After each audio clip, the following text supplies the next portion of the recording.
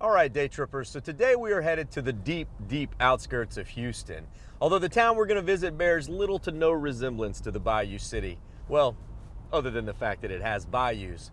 But the outdoors are bountiful, the food is delectable, and the history, oh man, it's rich. Richmond! Oh, yeah. Woohoo!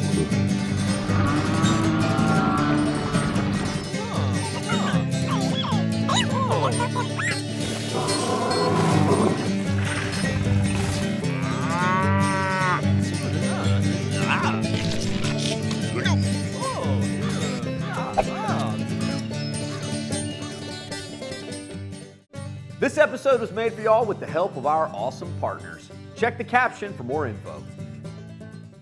Richmond sits 30 miles to the southwest of Houston, just beyond the outer loop for the already outer loop. While Houston's sprawl is right at Richmond's doorstep, this town was here long before Houston was ever on the map, and even before old Sam himself set foot in Texas. Once you cross the Brazos River, you know you have arrived in town. Fort Bend County Courthouse right there. I'm loving these old trees.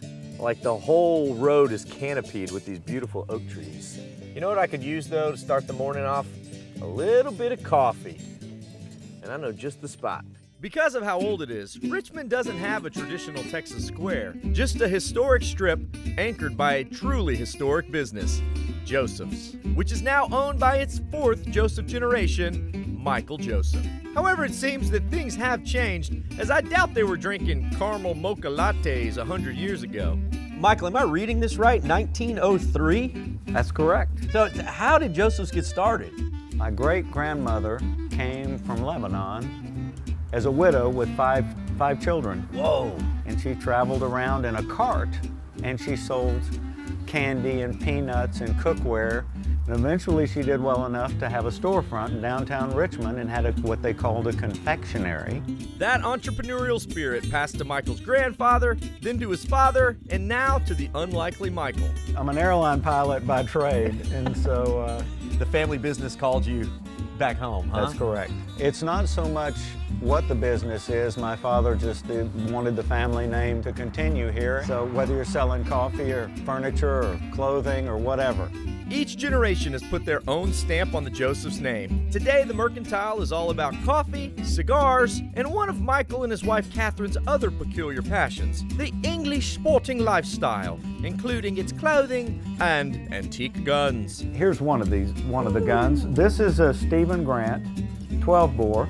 Okay. And it has Damascus steel barrels, which makes it prior to 1885. Wow, it's almost like the steel has its own fingerprint. That is correct, and all hand engraved.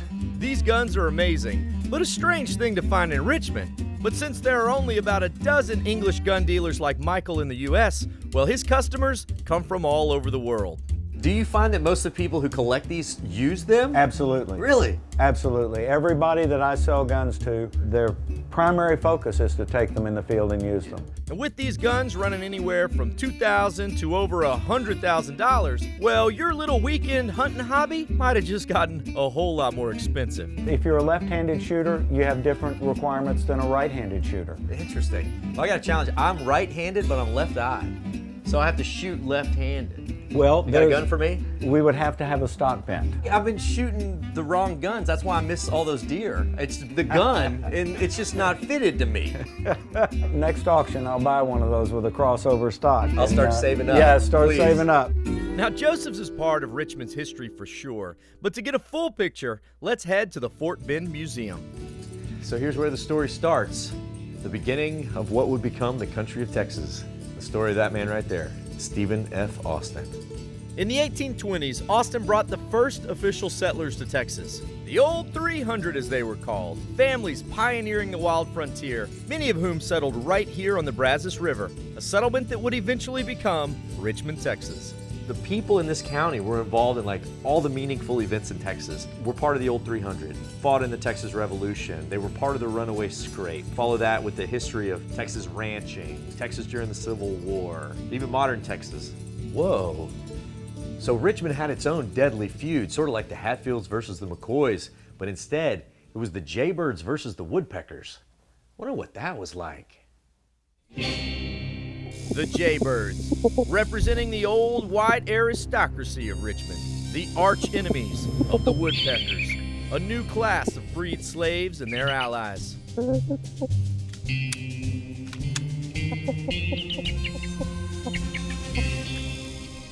And in the end, well, lots of folks died, proving feuds are bad for your health. Weird. The museum is packed with stories, even outside the buildings. Okay, so if you know much about Texas history, then you may know the name Deaf Smith. He was a very famous spy and fighter during the Texas Revolution. Well, here's his grave tombstone, but his actual grave is somewhere in this area. I mean, you may be standing on it right now, Daniel. Whoa! Just saying. And then there are the homes and the excellent tours. From the 1850s Long Smith Cottage to the very stately Moore home owned by a U.S. congressman. Into the storm cellar. Watch your step. I'm gonna need that light. Making sure there's no snakes in here. Man, this is the chimney, which you can see the chimney above ground. As rich as the history is here, well, there's another spot with more homes and historic fun than you can shake a stick at. So learning about history in a museum is awesome, but man, when you can go to the actual places where the history happened, that's just priceless. And we're gonna go visit a ranch that is one of the oldest homesteads in Texas, the George Ranch Historic Park. This whole ranch is now a living history experience, taking visitors through 4 generations of the George family. So let's start at the beginning, back in 1830. Look here, it's settler Henry Jones, who got 7 free miles of Texas just for moving here. Yeah, but when you get that land, there's absolutely nothing here. You ain't got none of those grocery stores, none of those restaurants. You don't have any neighbors. Just a bunch of tall grass and a bunch of longhorns and a lot of loneliness in between. Oh man, makes for some hard day tripping, really. Yeah, it would. Jones tells the story of do-it-yourself Texas. Build your own home, cook your own food, make your own clothing from things you kill on your own. Yeah, this is a Northwest trade gun. Here you go. Oh, Yeah, whoa. just make sure the noisy end stays up. Oh, it stays up. Okay, yeah, don't point that at anybody. Wow. This is still fire? Of course. Can you show us? Of course I can. Ready? Oh, you might want to take a step back. Okay. Hey! Oh! There we go. Yes, early pioneer Texas was definitely the toughest years of them all. But with a short train ride, we fast forward 30 years in time to the Ryan Prairie home, where matriarch Polly Ryan is now one of the largest landowners and cattle baronesses in the region. As you see, life has gotten a bit nicer. Families no longer have to make everything themselves, and some wealthier families even have in-home staff. Well, I'm Cookie. Chet. Nice to meet you, Chet. Today we're going to be making some cowboy biscuits. Now, first things first, we're here in the kitchen, and that hat needs to come off. Set that right over there. Was it why? This is such a good hat. Hats off. Okay. Etiquette. All right. Okay. Oh, If we were outside, it'd be a different story. Okay. Now, what we have here is very simple. We got water, Okay. we got baking powder, we got ourselves some lard, some salt, and some flour. Any recipe that requires lard is good by me. Cooking demos are a big part of the George experience, and every Saturday you can get a full-blown historic meal. But the best part about making your own food is that you get to eat it too. Oh, man. Oh, good. Well, the family kept growing, so did the wealth, and so did the homes. We are now in the 1890s in high Victorian Texas, when Polly's daughter Susan Davis and her husband Judge ran the family estate. As you see, we are way past log cabins here. This era includes a sharecropper's home, the family cemetery, and a working blacksmith shop. So in a town setting, probably your blacksmith would be more trusted than, oh, say, a banker, because everything you have to do, you have to stand behind on a very personal level. We make things for the outdoor cooks, we make things for the inside houses, we make things for the sharecropper, we make things for all the different places around here. We also make tomahawks. Those come in handy? They sure do. That's for parting hair permanently. Finally, there's the 4th generation, and the 1930s George Ranch home, owned by the Davis's daughter, Mammy, and her husband, A.P. George, who oversaw the extensive cattle operations, which you can still experience on the ranch today. A little roping, a little cutting, and a little longhorning.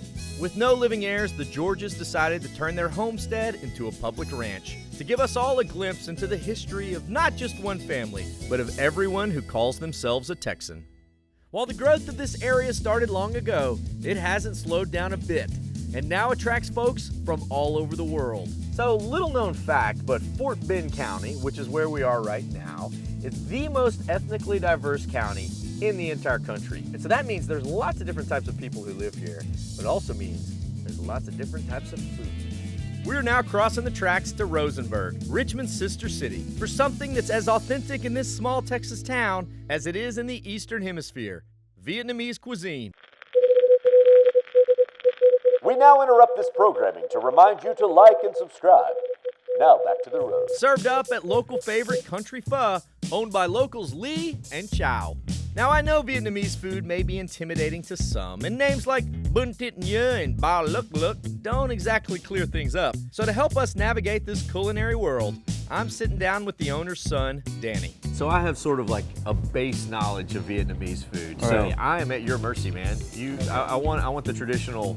The traditional pho is our main thing. It's what we're known for. It's the beef noodle soup. So onions, rice noodles. You want to do the combination beef soup, which has all the meats we have to offer: brisket, meatballs, tripe, and soft tendon. Yeah, done. I see the word brisket in a Vietnamese soup bowl. I'm good. Yeah. See, when you say beef noodle soup, well, it doesn't sound so different. But first, homemade spring rolls.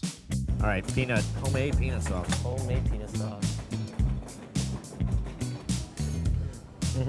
I could eat this every day, bro. Yeah, I could probably live on these things right here. These are good, man.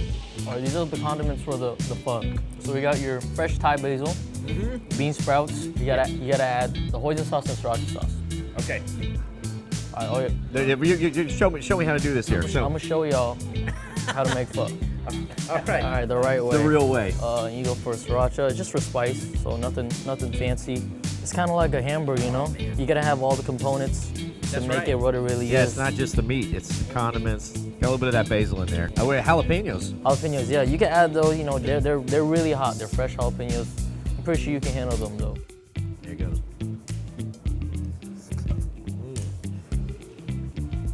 Oh, Good? that's phenomenal. What I love about it, it's like, that's comfort food right there. It's got these aromatic things happening, like from the basil and the bean sprouts and the hoisin and the sriracha, all kind of coming up. What's this right here? That is a soft tendon. Okay. I really like soft tendons. I feel like it's healthy in a way. It looks like pure fat. If you tell me it's healthy, I'll believe you. It's good. So what part of Vietnam is your family from? Saigon, but also known as Ho Chi Minh City.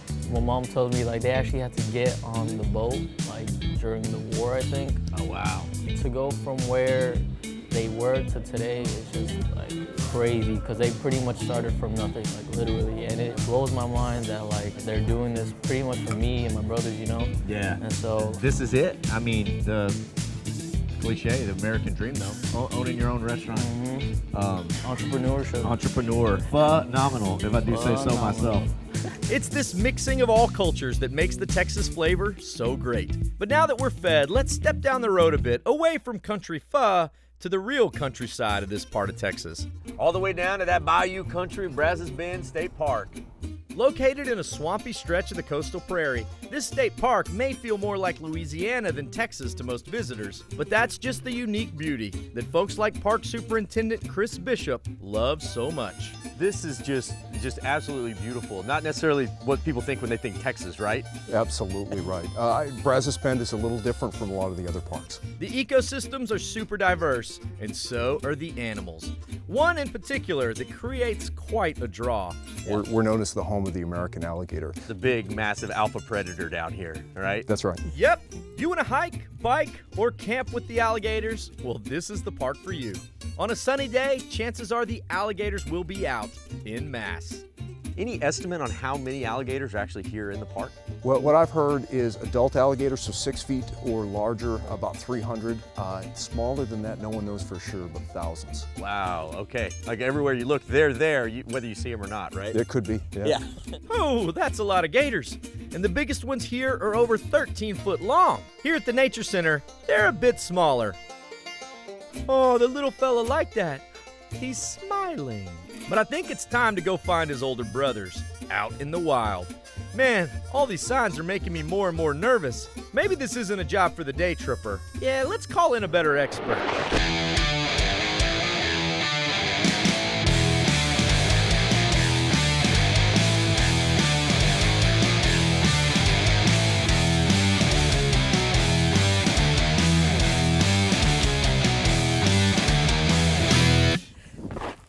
Good day, mates. Listen, we're out here at Brazos Bend State Park, the natural habitat of the American alligator. It's not my natural habitat. I'm from the outback, namely outback of my parents' house. Anyway, they told me to get a job, and so I'm here to show you some American alligators in the wild. It sort of makes me very nervous. Never actually been around an alligator before. This guy just seems to not care at all about these alligators. He's just sort of willy-nilly running through here. When that's true, it's, oh no, there's one right here. Wow, whoa, he's moving. This kind of makes me hyperventilate a little bit when, oh good, he's leaving. He's going back into the marsh. So probably means we should keep moving too. I sort of feel fenced in. Did the producer double check how thin this pathway would be? If we got surrounded right here, there'd be an alligator buffet serving alligator chet. Right here. Can we go back to the car yet, producer? Nah. Oh. Let's keep going. Then down, we saw. Okay, we are right on top of this one. And when you're this close to a wild animal, you have to be extra cautious. It could attack at any moment, but this is a pretty good distance to make the observations we need to make. We're on the other side of the lake here. But you do realize it's a wild animal. Any closer, it could bite me. Is that a log or a gator? I saw something right over there. Okay, it's a log. It's a log, just checking. There's a gator. I'm gonna turn around now. As you can see, there's an alligator here. He has alligator claws, alligator teeth, and he could rip us into shreds with just a small turn of his head. It was much safer when we were still in the van. Oh, is anyone else feeling a little lightheaded? There's another one. Okay, that guy was terrible. Let's hit the trails on our own. Wow. I tell you, we walked up on this guy, my heart started pounding. My heart is still pounding. Like, when else do you see alligators that you get this close to? Right? This is a completely wild animal. I don't know what it is. Some dumb instinct inside of me wants to go and touch its tail, but I'm not gonna give in. We were walking down this pathway, and not, 6 feet from the trail is a mama alligator with her babies. If you start playing count the baby alligators, you get up to like well over a dozen. All right, this is the biggest one we've seen yet, and he's facing the trail. I think that's the sound that means, not today, guys. I didn't sign the waiver. I do not want to be on TV. Okay, I made it. Y'all's turn next. We're gonna go this way. We're gonna tear out. We'll go this. Now this may make many nervous, but in 30 years of the park's existence, alligators have never harmed a human. We think of alligators as being this sort of vicious killer, but you come here to Brazos Bend, you get this close to them, and they really don't care. They don't want to eat us any more than I want to eat a rubber tire, all right? They're just enjoying this park like we are. But it's still a good idea to keep your distance. Now the park's second biggest attraction is something completely different but equally fascinating to me, the night sky. And inside the park, you'll find the George Observatory and the Houston Museum of Natural Science's massive telescope that's here just for us. Here's expert Josh Rohn. Oh man, this is awesome. This is much bigger than I expected. Yeah, this is our 36 inch research telescope. It weighs about 10 tons.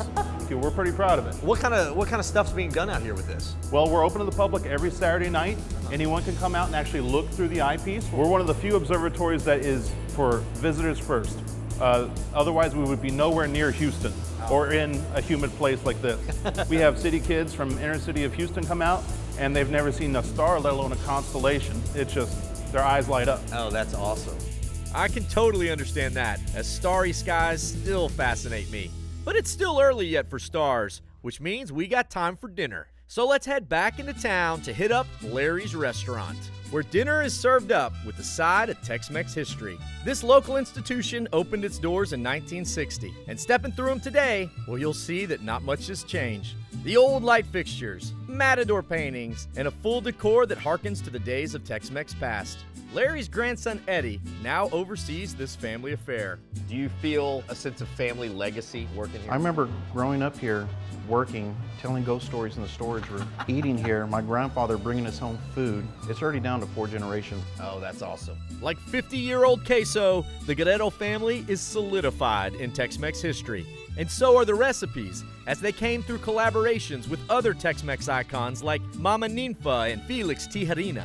All these guys are some of the restaurant pioneers who created what we know today as Tex-Mex. Like, we don't serve mole, we don't serve fideo, things like that. Yep. In Texas, we're kind of making up our own thing with the Mexican background and making it good.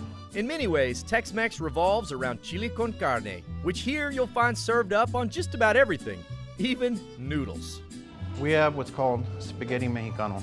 Okay. And it's something you don't see at any other restaurant. Right. But it's been there since 1960 and it's not going anywhere.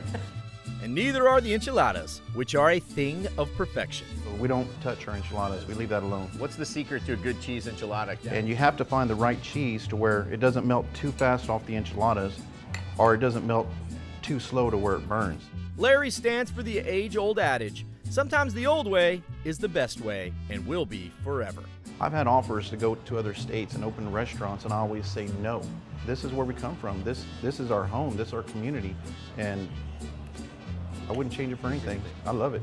Larry's ain't going anywhere. And well, neither am I, especially for dinner. I do this so often. I ordered one meal, but it came out on 4 different plates. I got a cheese enchilada, one of Larry's deep fried tacos, a chili con queso chip, a fajita taco, and then spaghetti mexicana.